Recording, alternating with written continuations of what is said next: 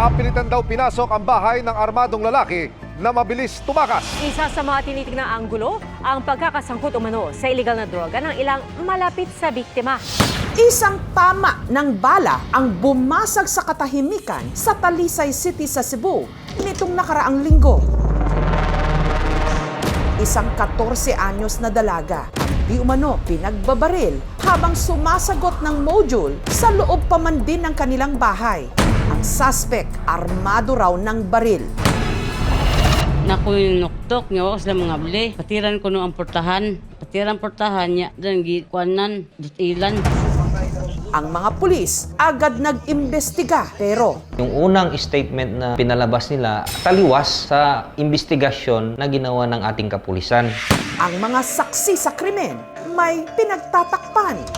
Silo ako day, namakak may pag-una interview. Nahadlo ko na tumamakak kay basin. May bawaan sa pulis ang tinuod ba? Sino ba talaga ang bumaril sa dalaga? Masago na baho ko, ma'am.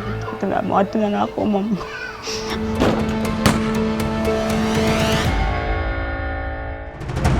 Ang biktima, ang 14 anyos na si Jacqueline. Wala raw sa sariling bahay ang ina ni Jacqueline na si Evelyn nung nangyari ang krimen.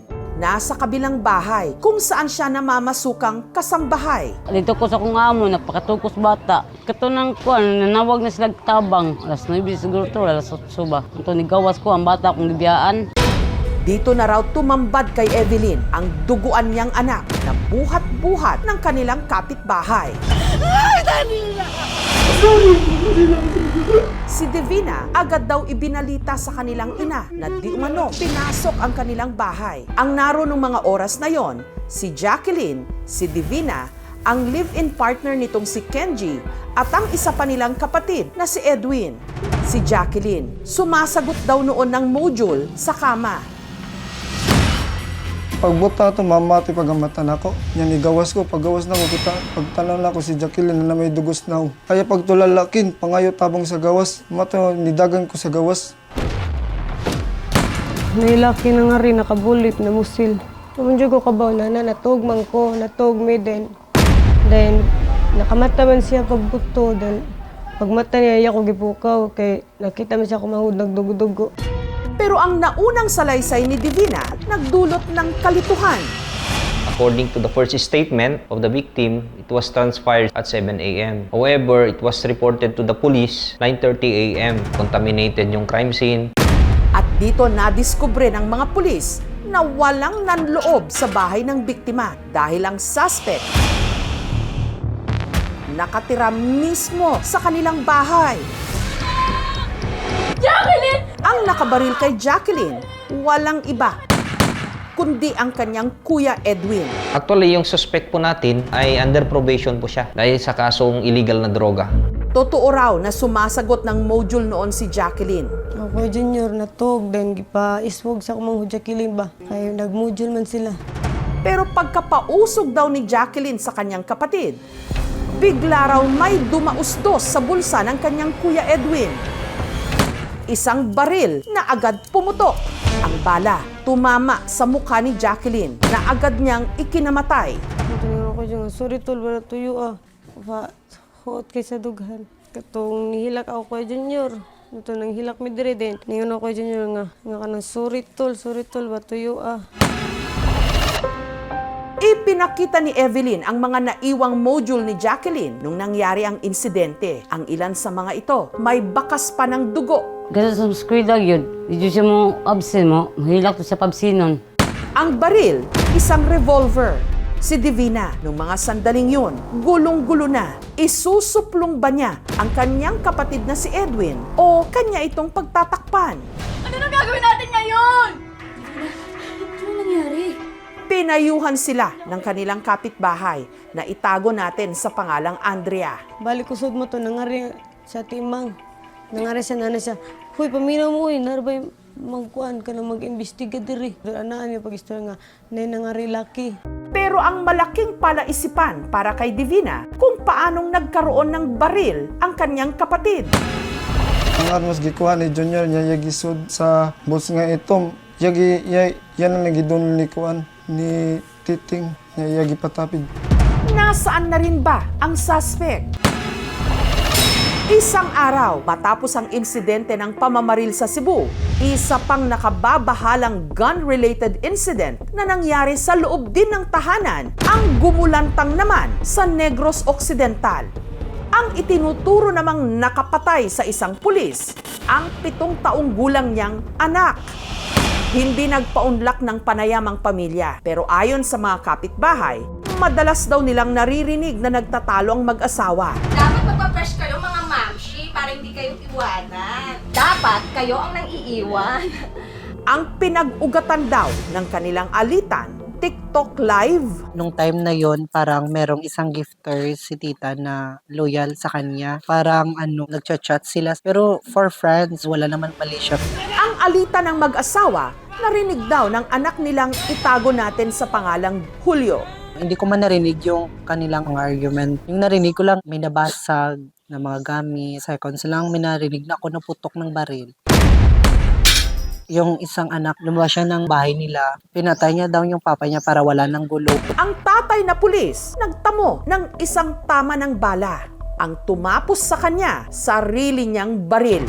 Bagamat inamin daw ng bata na siya ang nakabaril sa sarili niyang ama, ang mga investigador nagsagawa pa rin ng paraffin test sa suspect para siguraduhin na nagpaputok talaga ito ng baril. Nag-conduct din po ng autopsy, ma'am, sa body of the victim, and also nag-gather din kami ng statements po. Kung sakaling mapatunayan na bata ang nakabaril, ang maaaring crime po dito ay parricide through reckless imprudence. However, dahil siya po ay 7 years old, meron naman hong nagpoprotekta sa mga kabataan. Ito po yung RA 9344 or yung Juvenile Justice Welfare Act natin, which defines the age of criminal responsibility. Ayon dito sa batas, 15 years old and under are exempted from criminal liability subject to the intervention program of the authorities.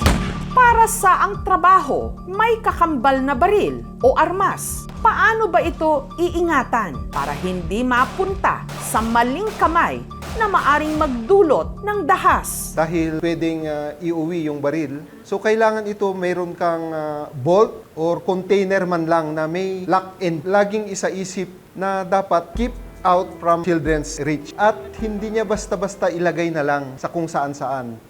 Bakit may baril ang mga hindi naman dapat magkaroon nito? Para bang cellphone lang na nasa bulsa o dala-dala sa loob ng tahanan? Yung term na peltic or yung mga illegal na nakukuha na baril o illegal na nabibili na baril, galing po ito sa black market, hindi po ito rehistrado at yung mga bumibili po nito ay hindi rin lisensyado. So yung mga ginagamit po ng mga kriminal ay usually ganitong klase. Dapat ang isang aplikante ay at least 21 years old. Magkaroon muna ng license to own and possess firearms. Kailangan niya na pasado siya sa neuropsychiatric examinations. Kailangan pasado rin siya ng drug test. Meron din yung National Police Clearance. Samantala, balik tayo sa insidente ng barilan sa Cebu. Matapos mabaril sa mukha si Jacqueline, ang kanyang kuya Edwin na suspect sa krimen, agad tumakas. Na-charge po siya ng homicide saka illegal possession of firearms. Lumabas po na wala pong lisensya yung baril. May chance to present his defense before the court.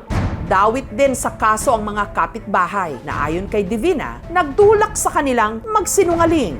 Arestado po natin yung dalawa po na suspektyado sa obstruction of justice na nag-fabricate ng information, mislead our investigation. Tapos yung isa naman po ay arestado na rin po natin. Charged po siya ng obstruction of justice at saka accessory to the crime of homicide.